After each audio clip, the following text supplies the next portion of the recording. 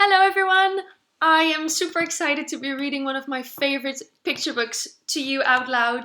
If you are in early years right now, or you've been in early years within the last few years, or in year two quite a few years ago, you will have heard this story a lot.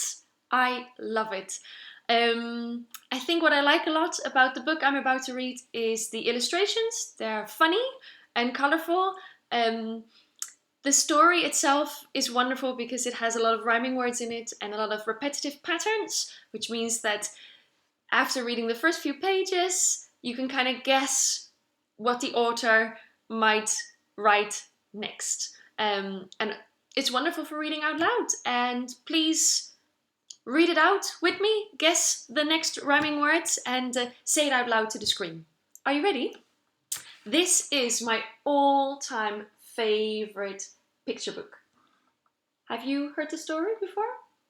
I think they might have even made a little movie about it, so maybe you've seen the movie as well. Room on the Broom by Julia Donaldson, and the illustrations have been drawn by Axel Scheffler. Here we go. The witch had a cat and a very tall hat and long ginger hair which she wore in a plait. How the cat purred and how the witch grinned as they sat on the broomstick and flew through the wind. But how the witch wailed and how the cat spat when the wind blew so wildly it blew off her hat. There it goes. Down! Cried the witch, and they flew to the ground. They searched for the hat, but no hat could be found. Then out of the bushes on thundering paws there bounded a dog with the hat in his jaws. He dropped it politely, then eagerly said, as the witch pulled the hat firmly down on her head. Ruff, ruff, ruff, ruff, ruff, ruff. I am a dog, as keen as can be. Is there room on the broom for a dog like me? Yes, cried the witch, and the dog clambered on. The witch tapped the broomstick, and whoosh, they were gone. Over the fields and the forests they flew. The dog wagged his tail, and a stormy wind blew. The witch laughed out loud, ha, ha, ha, and held on to her hat. But away blew the bow from her long ginger plait. There it goes. Down! Cried the witch. And they flew to the ground. They searched for the bow, but no bow could be found. Then out from a tree with an ear-splitting shriek, there flapped a green bird with the bow in her beak. She dropped it politely and bent her head low, then said, as the witch tied her plait in a bow, I am a bird as green as can be. Is there room on the broom for a bird like me? Yes, cried the witch. So the bird fluttered on. The witch tapped the broomstick, and whoosh, they were gone. Over the reeds and the rivers they flew. The bird shrieked with glee, and the stormy wind blew. They shot through the sky to the back of beyond. The witch clutched her bow, but then she let go of her wand. Down! Cried the witch, and they flew to the ground. They searched for the wand, but no wand could be found.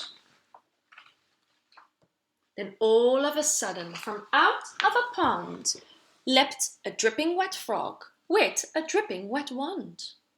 He dropped it politely, then said with a croak, as the witch dried the wand in a fold of her cloak. Rabbit, rabbit, rabbit, rabbit, I am a frog, as clean as can be. Is there room on the broom for a frog like me? What does the witch say? Yes, said the witch, so the frog bounded on. The witch tapped the broomstick, and whoosh, they were gone. Over the moors and the mountains they flew. The frog jumped with joy, and oh no, the broom snapped in two. Down fell the cat and the dog and the frog. Down they went tumbling into a bog. The witch's half-broomstick flew into a cloud, and the witch heard a roar, which was scary and loud. What could it be? Look at that.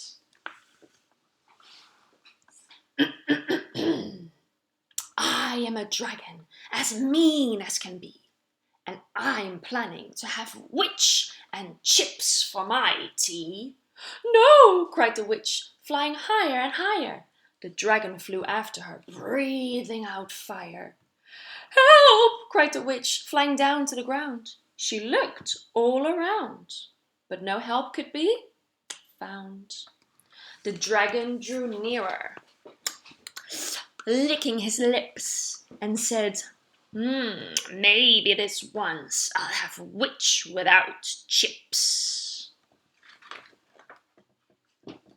But just as he planned to begin on his feast, from out of a ditch rose a horrible beast. Look at that beast.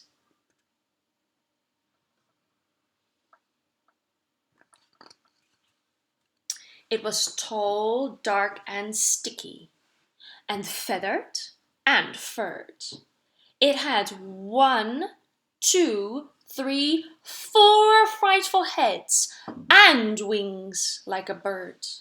And its terrible voice, when it started to speak, was a yowl and a growl and a croak and a shriek. It dripped and it squelched as it strode from the ditch. And then it said to this dragon, buzz off, that's my witch. Look at the dragon. How do you think the dragon's feeling now?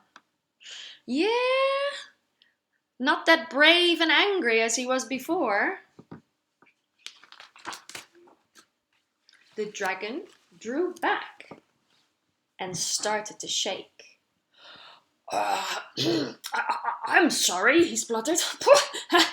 I've made a mistake. It's nice to have met you, but now I must fly. And he spread out his wings and flew off through the sky. Then down flew the bird, and down jumped the frog. See? Down climbed the cat, and whew, said the dog. And thank you, oh thank you, the grateful witch cried. Without you, I would be in that dragon's inside. A very, very happy and grateful witch there. What a clever idea of them! As a thank you, the witch came up with a fantastic plan. She filled up her cauldron, here it is, above the fire, and said with a grin, find something, everyone throw something in. So, the frog found a lily, and the cat found a cone. The bird found a twig, and the dog found a bone. They threw them all in, and the witch stirred them well. And while she was stirring, she muttered a spell. Ickety, zickety, zackety, zoom! Then out rose a truly magnificent broom. Yeah, it's really lovely. With seats for the witch and the cat and the dog. A nest for the bird. And a shower for the frog. Yes, cried the witch, and they all clambered on. The witch tapped the broomstick, and whoosh, they were gone.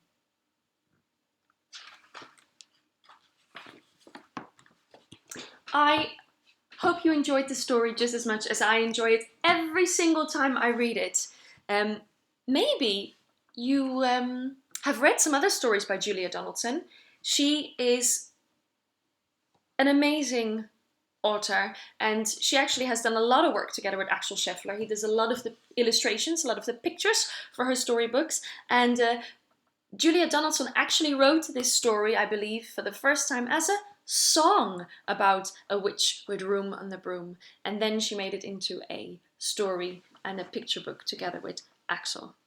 So please go see if you can read some more stories by Julia Donaldson. I promise they are really good and really funny.